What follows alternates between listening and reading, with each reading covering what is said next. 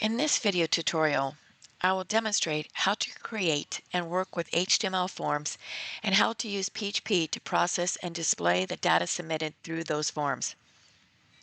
You should always make sure that the data entered by users is accurate and not malicious.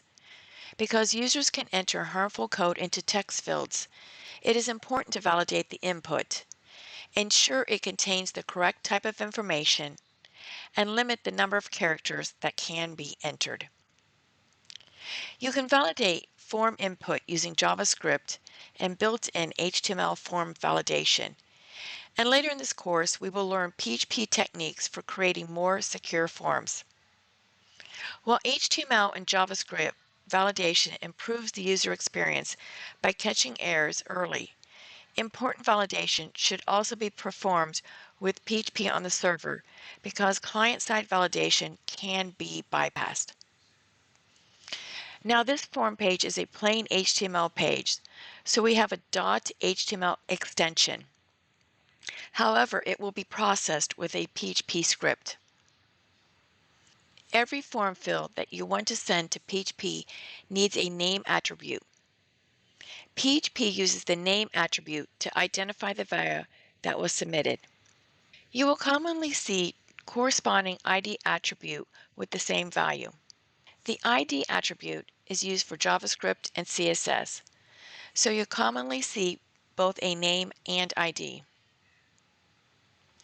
The name attribute is what we will be using, so we have a way of identifying each submitted form value in PHP. Radio buttons in the same group share the same name value. Because they share a name, the user can select only one option from the group. The user does not type a value. Instead, they choose a radio button, and the predefined value associated with that option is submitted. The text area also has a name attribute, and the user enters the value that will be submitted. When the user clicks the Input Type equals Submit button, the form is submitted. The form data is sent as name value pairs to the URL specified in the form's action attribute, which is often a PHP script on the server, using the method specified in the form. A post method is commonly used when submitting form data, especially when you do not want the information displayed in the URL. By contrast, method equals get sends the form data as part of the URL. So we have this concept of name value pairs. Text boxes do not need a value attribute for the user to type a value, although a value attribute can be used to provide a default value. So here is my form. I have entered a value, I have checked a button which indicates the value, and I have entered more information. I would like to point to the URL. This is an HTML file. However, I did not add an action. Therefore, the form is going to be submitted to the actual file. The reason I am doing this is because I have used a method equals get, and I want to show you a quick and easy way to see the name value pairs in the URL of your file. One way to test your name value pairs is by using the print_r function. If you pass it a variable, it will return the value of that variable. In our case, we are passing a $_post. That is a PHP superglobal array that is essentially an array or a collection of all the name value pairs. Now I will submit the form. And here we see the array being returned with our name value pairs. This is the value of the name attribute for the first text box. The user entered Teresa Pelkey. The value for the name attribute for the email, name equals email, and here is the value. Phone was the value for the name attribute. Here is the user value. Heard was the value for the name attribute. Here is the value the user checked. And here is the text area name and value. So these are the name value pairs being sent. So it is not a bad idea to use print R just to make sure that everything is being sent correctly. When you are finished, you can comment it out. So this is how we retrieve a value, $_post, and the value of the name attribute. So this was name equals name. This is the form element, name equals name.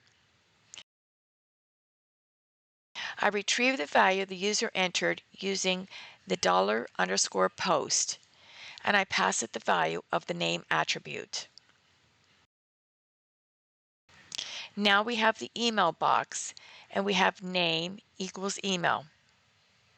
I use $_post email. That will retrieve the value that the user entered.